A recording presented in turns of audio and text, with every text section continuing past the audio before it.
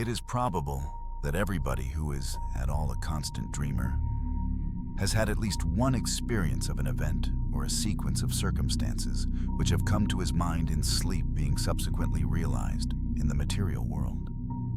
But, in my opinion, so far from this being a strange thing, it would be far odder if this fulfillment did not occasionally happen, since our dreams are, as a rule, concerned with people whom we know and places with which we are familiar, such as might very naturally occur in the awake and daylight world. True, these dreams are often broken into by some absurd and fantastic incident, which puts them out of court in regard to their subsequent fulfillment, but on the mere calculation of chances, it does not appear in the least unlikely that a dream imagined by anyone who dreams constantly should occasionally come true.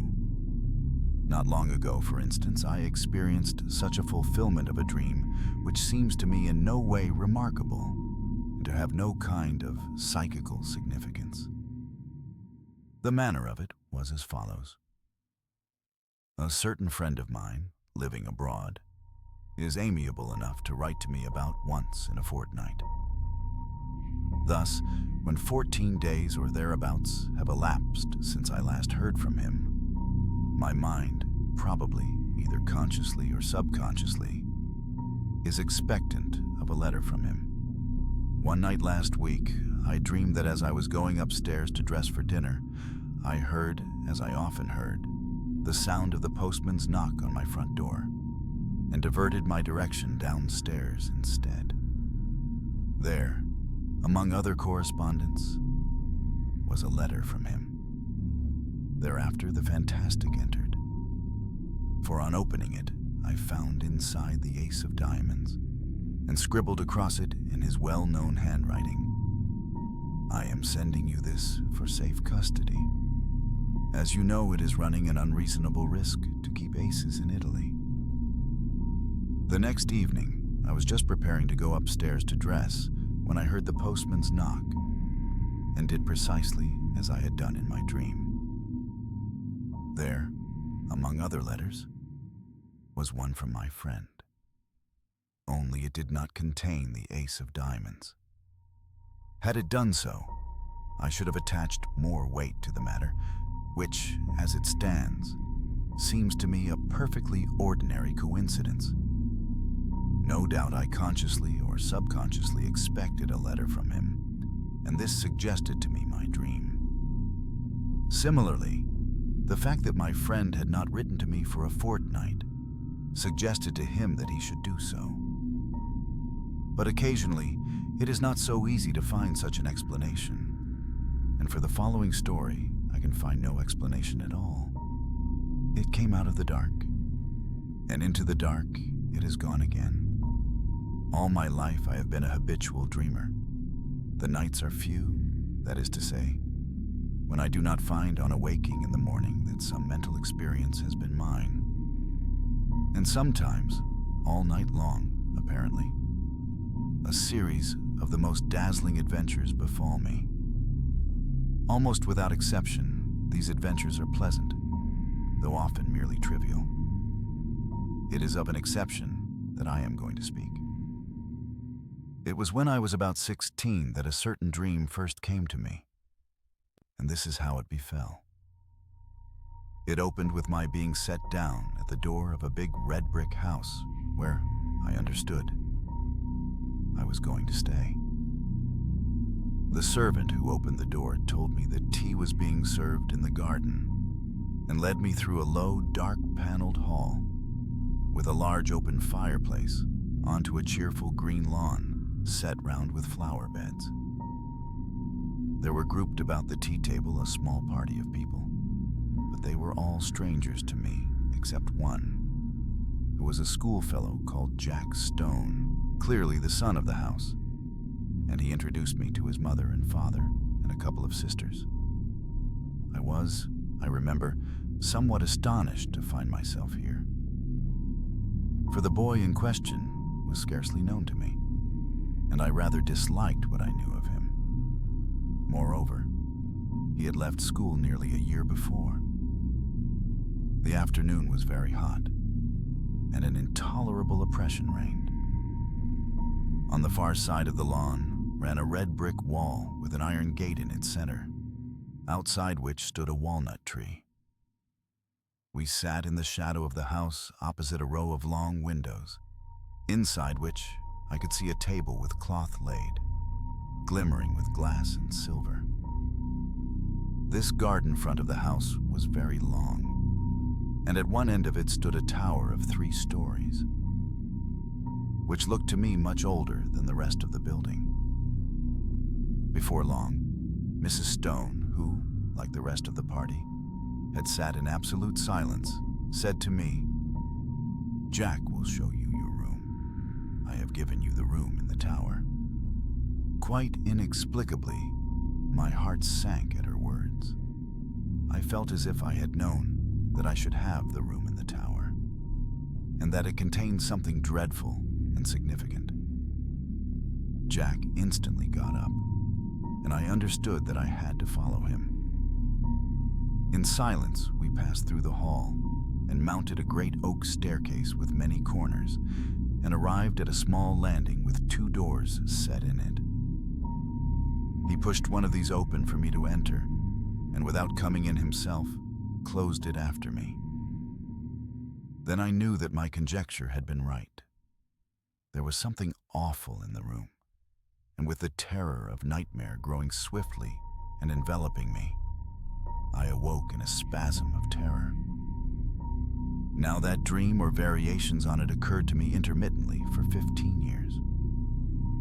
Most often it came in exactly this form: the arrival, the tea laid out on the lawn, the deadly silence succeeded by that one deadly sentence, the mounting with Jack Stone up to the room in the tower where horror dwelt. And it always came to a close in the nightmare of terror at that which was in the room, though I never saw what it was. At other times I experienced variations on this same theme. Occasionally, for instance, we would be sitting at dinner in the dining room, into the windows of which I had looked on the first night, when the dream of this house visited me. But wherever we were, there was the same silence, the same sense of dreadful oppression and foreboding. And the silence, I knew, would always be broken by Mrs. Stone saying to me, "Jack will show you your room. I have given you the room in the tower." Upon which, this was invariable, I had to follow him up the oak staircase with many corners, and enter the place thus that I dreaded more and more each time that I visited it in sleep. Or again, I would find myself playing cards still in silence in a drawing room, lit with immense chandeliers that gave a blinding illumination. What the game was, I have no idea.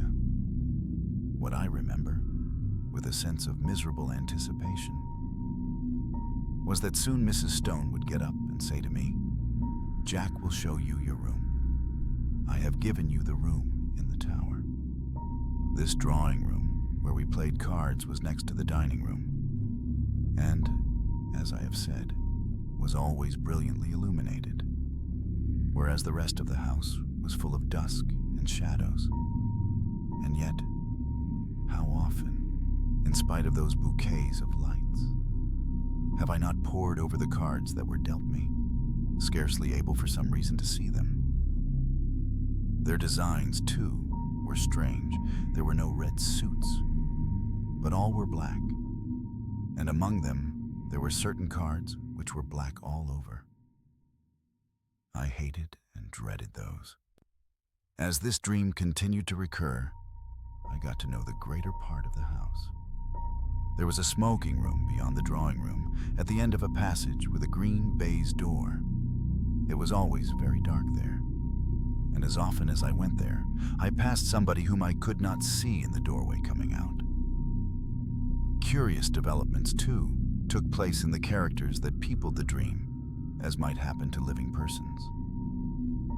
Mrs. Stone, for instance, who, when I first saw her, had been black-haired, became gray, and instead of rising briskly, as she had done at first when she said, "Jack will show you your room. I have given you the room in the tower, got up very feebly, as if the strength was leaving her limbs. Jack also grew up and became a rather ill-looking young man with a brown mustache, while one of the sisters ceased to appear, and I understood she was married. Then it so happened that I was not visited by this dream for 6 months or more, and I began to hope, in such inexplicable dread did I hold it, that it had passed away for good. But one night after this interval, I again found myself being shown out onto the lawn for tea, and Mrs. Stone was not there, while the others were all dressed in black. At once I guessed the reason, and my heart leaped at the thought that perhaps this time I should not have to sleep in the room, in the tower. And though we usually all sat in silence, on this occasion, the sense of relief made me talk and laugh as I had never yet done. But even then, matters were not altogether comfortable, for no one else spoke, but they all looked secretly at each other. And soon the foolish stream of my talk ran dry, and gradually, an apprehension worse than anything I had previously known gained on me as the light slowly faded. Suddenly, a voice which I knew well broke the stillness, the voice of Mrs. Stone saying, "Jack will show you your room. I have given you the room in the tower." It seemed to come from near the gate in the red brick wall that bounded the lawn. And looking up, I saw that the grass outside was sown thick with gravestones.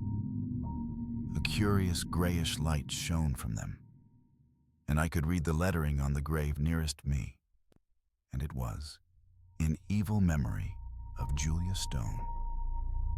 And as usual, Jack got up, and again I followed him through the hall and up the staircase with many corners. On this occasion, it was darker than usual, and when I passed into the room in the tower, I could only just see the furniture, the position of which was already familiar to me. Also, there was a dreadful odor of decay in the room, and I woke screaming.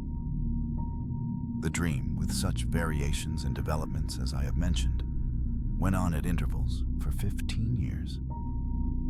Sometimes I would dream it 2 or 3 nights in succession. Once, as I have said, there was an intermission of 6 months. But taking a reasonable average, I should say that I dreamed it quite as often as once in a month. It had, as is plain, something of nightmare about it, since it always ended in the same appalling terror, which, so far from getting less, seemed to me to gather fresh fear every time that I experienced it. There was, too, a strange and dreadful consistency about it. The characters in it, as I have mentioned, got regularly older. Death and marriage visited this silent family, and I never in the dream, after Mrs. Stone had died, set eyes on her again. But it was always her voice that told me that the room in the tower was prepared for me. And whether we had tea out on the lawn, or the scene was laid in one of the rooms overlooking it, I could always see her gravestone standing just outside the iron gate. It was the same, too, with the married daughter. Usually she was not present, but once or twice she returned again, in company with a man whom I took to be her husband. He, too, like the rest of them, was always silent. But, owing to the constant repetition of the dream, I had ceased to attach, in my waking hours, any significance to it. I never met Jack Stone again during all those years, nor did I ever see a house that resembled this dark house of my dream. And then something happened. I had been in London in this year, up till the end of the July, and during the first week in August, went down to stay with a friend in a house he had taken for the summer months, in the Ashdown Forest district of Sussex. I left London early, for John Clinton was to meet me at Forest Row Station, and we were going to spend the day golfing and go to his house in the evening. He had his motor with him, and we set off, about 5 of the afternoon after a thoroughly delightful day. For the drive, the distance being some 10 miles. As it was still so early, we did not have tea at the clubhouse, but waited till we should get home. As we drove, the weather, which up till then had been, though hot, deliciously fresh, seemed to me to alter in quality and become very stagnant and oppressive. And I felt that indefinable sense of ominous apprehension that I'm accustomed to before thunder. John, however, did not share my views, attributing my loss of lightness to the fact that I had lost both my matches. Events proved, however, that I was right, though I do not think that the thunderstorm that broke that night was the sole cause of my depression. Our way lay through deep, high-banked lanes, and before we had gone very far, I fell asleep and was only awakened by the stopping of the motor. And with a sudden thrill, partly of fear but chiefly of curiosity, I found myself standing in the doorway of my house of dream. We went, I half wondering whether or not I was dreaming still, through a low, oak-paneled hall, and out onto the lawn where tea was laid in the shadow of the house. It was set in flower beds, a red brick wall, with a gate in it, bounded one side, and out beyond that was a space of rough grass with a walnut tree. The facade of the house was very long, and at one end stood a 3-storied tower, markedly older than the rest. Here, for the moment, all resemblance to the repeated dream ceased. There was no silent and somehow terrible family, but a large assembly of exceedingly cheerful persons, all of whom were known to me. And in spite of the horror with which the dream itself had always filled me, I felt nothing of it now that the scene of it was thus reproduced before me. But I felt intensest curiosity as to what was going to happen. Tea pursued its cheerful course, and before long Mrs. Clinton got up. And at that moment, I think I knew what she was going to say. She spoke to me, and what she said was, "Jack will show you your room. I have given you the room in the tower." At that, for half a second, the horror of the dream took hold of me again. But it quickly passed, and again I felt nothing more than the most intense curiosity. It was not very long before it was amply satisfied. John turned to me. "Right up at the top of the house," he said. "But I think you'll be comfortable. We're absolutely full up. Would you like to go and see it now?" By Jove, I believe that you are right, and that we are going to have a thunderstorm. How dark it has become. I got up and followed him. We passed through the hall and up the perfectly familiar staircase. Then he opened the door, and I went in. And at that moment, sheer unreasoning terror again possessed me. I did not know what I feared. I simply feared. Then, like a sudden recollection, when one remembers a name which has long escaped the memory, I knew what I feared. I feared Mrs. Stone, whose grave with the sinister inscription, "In evil memory," I had so often seen in my dream, just beyond the lawn which lay below my window. And then once more the fear passed so completely that I wondered what there was to fear. And I found myself, sober and quiet and sane, in the room in the tower, the name of which I had so often heard in my dream, and the scene of which was so familiar. I looked around it with a certain sense of proprietorship, and found that nothing had been changed from the dreaming nights in which I knew it so well. Just to the left of the door was the bed, lengthways along the wall, with the head of it in the angle. In a line with it was the fireplace and a small bookcase. Opposite the door, The outer wall was pierced by two lattice-paned windows, between which stood the dressing table. While ranged along the fourth wall was the washing stand and a big cupboard. My luggage had already been unpacked, for the furniture of dressing and undressing lay orderly on the washstand and toilet table, while my dinner clothes were spread out on the coverlet of the bed. And then, with a sudden start of unexplained dismay, I saw that there were two rather conspicuous objects which I had not seen before in my dreams. One, a life-sized oil painting of Mrs. Stone. The other, a black and white sketch of Jack Stone, representing him as he had appeared to me only a week before in the last of the series of these repeated dreams. A rather secret and evil-looking man of about 30. His picture hung between the windows, looking straight across the room to the other portrait, which hung at the side of the bed. At that I looked next, and as I looked, I felt once more the horror of nightmare seize me. It represented Mrs. Stone as I had seen her last in my dreams, old and withered and white-haired, but in spite of the evident feebleness of body, a dreadful exuberance and vitality shone through the envelope of flesh, an exuberance wholly malign, a vitality that foamed and frothed with unimaginable evil. Evil beamed from the narrow, leering eyes. It laughed in the demon-like mouth. The whole face was instinct with some secret and appalling mirth. The hands clasped together on the knee seemed shaking with suppressed and nameless glee.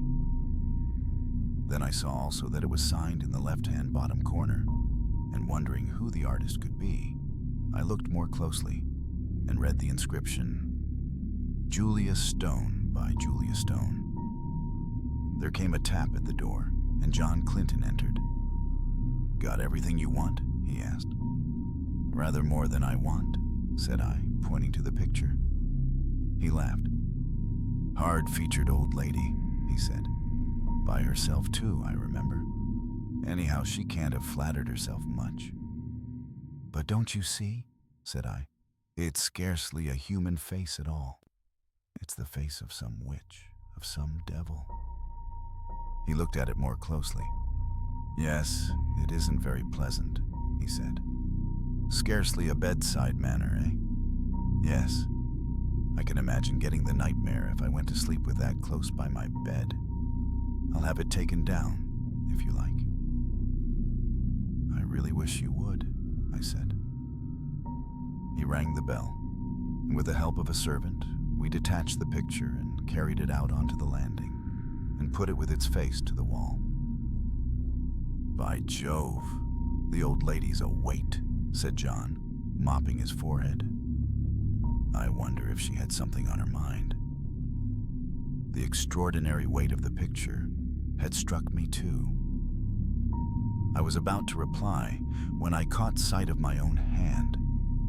There was blood on it, in considerable quantities, covering the whole palm. "I've cut myself somehow," said I.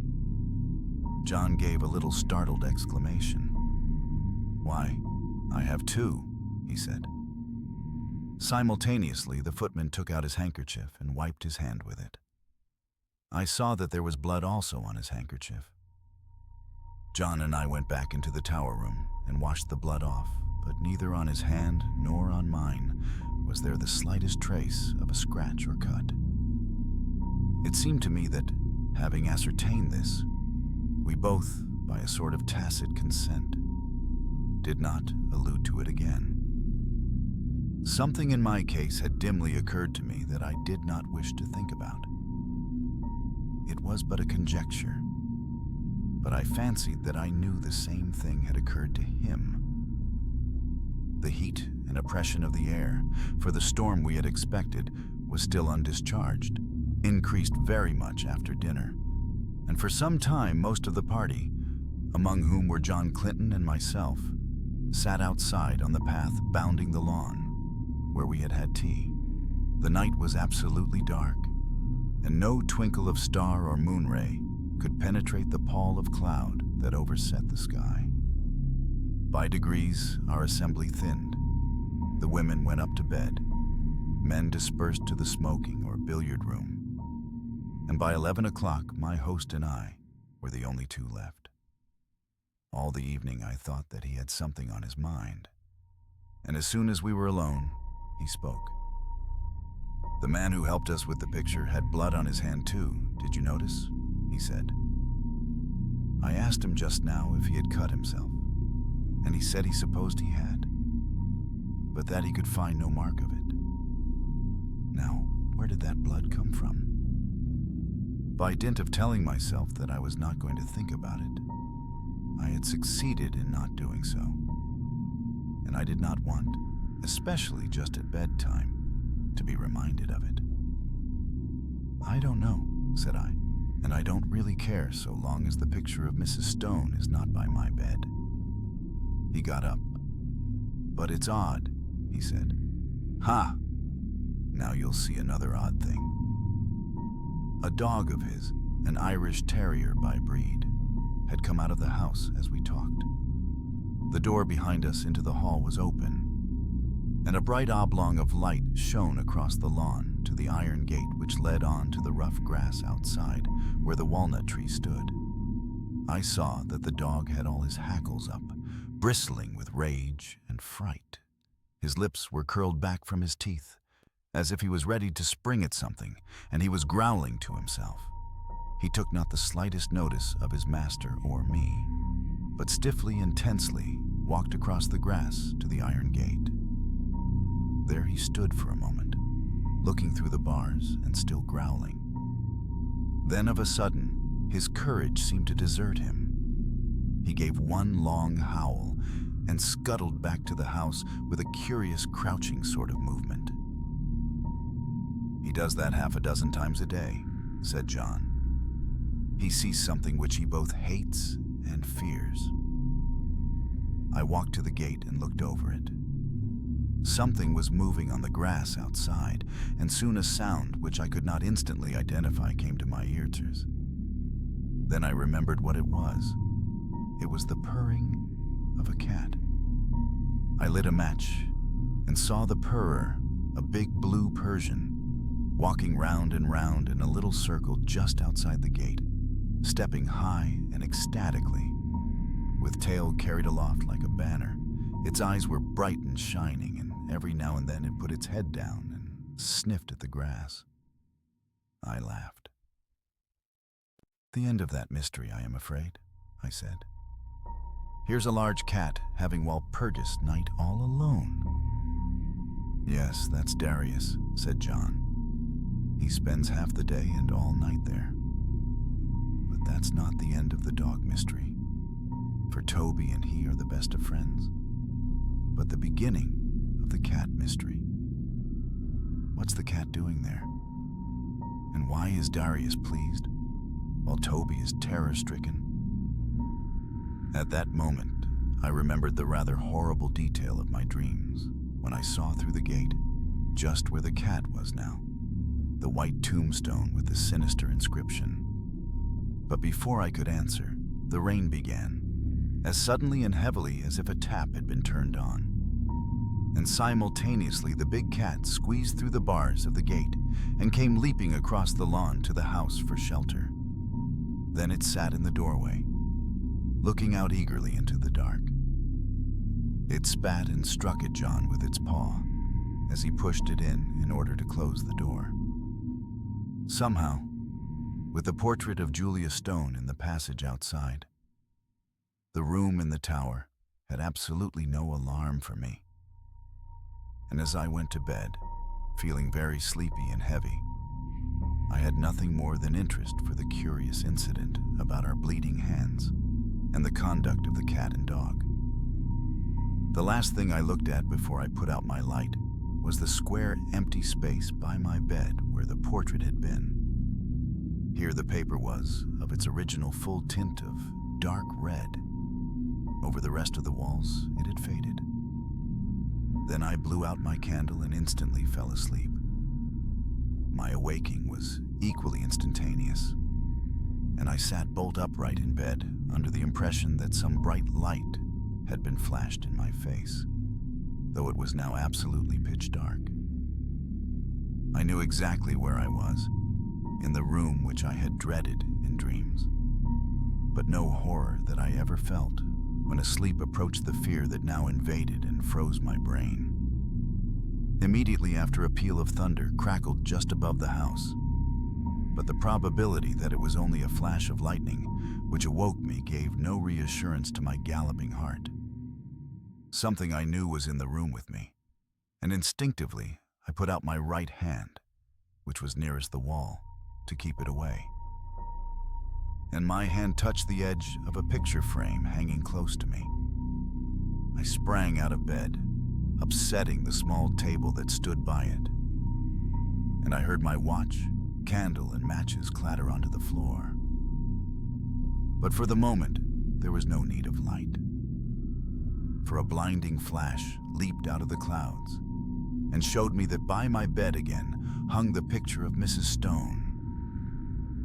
And instantly, the room went into blackness again. But in that flash, I saw another thing also, namely a figure that leaned over the end of my bed, watching me. It was dressed in some close clinging white garment, spotted and stained with mold, and the face was that of the portrait.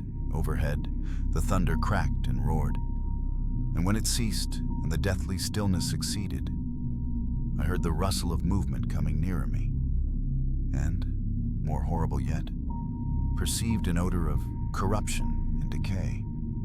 And then a hand was laid on the side of my neck, and close beside my ear I heard quick-taken, eager breathing. Yet I knew that this thing, though it could be perceived by touch, by smell, by eye, and by ear, was still not of this earth, but something that had passed out of the body and had power to make itself manifest. Then a voice, already familiar to me, spoke. "I knew you would come to the room in the tower," it said. "I have been long waiting for you. At last you have come. Tonight I shall feast. Before long we will feast together." And the quick breathing came closer to me. I could feel it on my neck. At that, the terror, which I think had paralyzed me for the moment, gave way to the wild instinct of self-preservation. I hit wildly with both arms, kicking out at the same moment, and heard a little animal squeal, and something soft dropped with a thud beside me. I took a couple of steps forward, nearly tripping up over whatever it was that lay there, and by the merest good luck found the handle of the door. In another second, I ran out on the landing and had banged the door behind me.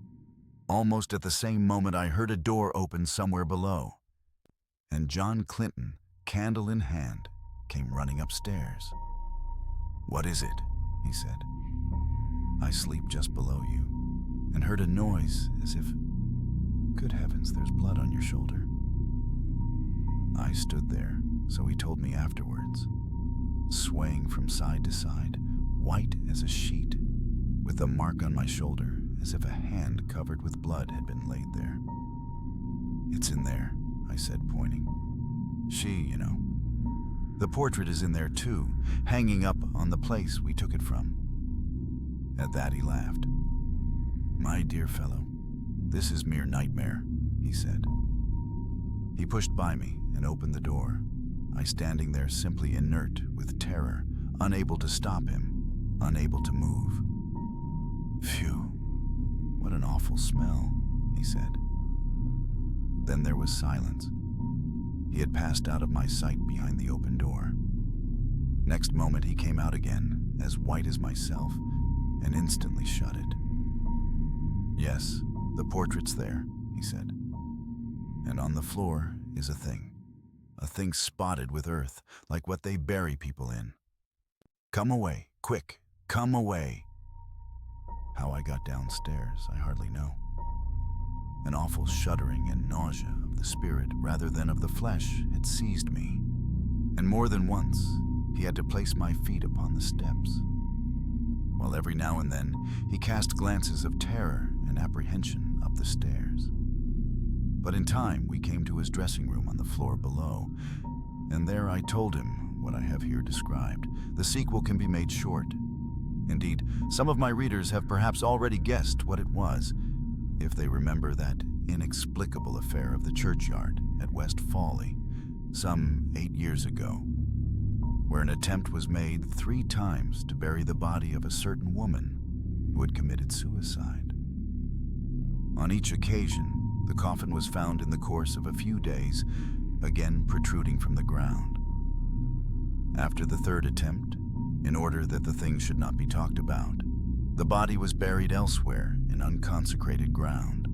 Where it was buried was just outside the iron gate of the garden, belonging to the house where this woman had lived. She had committed suicide in a room at the top of the tower in that house. Her name was Julia Stone. Subsequently, the body was again secretly dug up, and the coffin was found to be full of blood.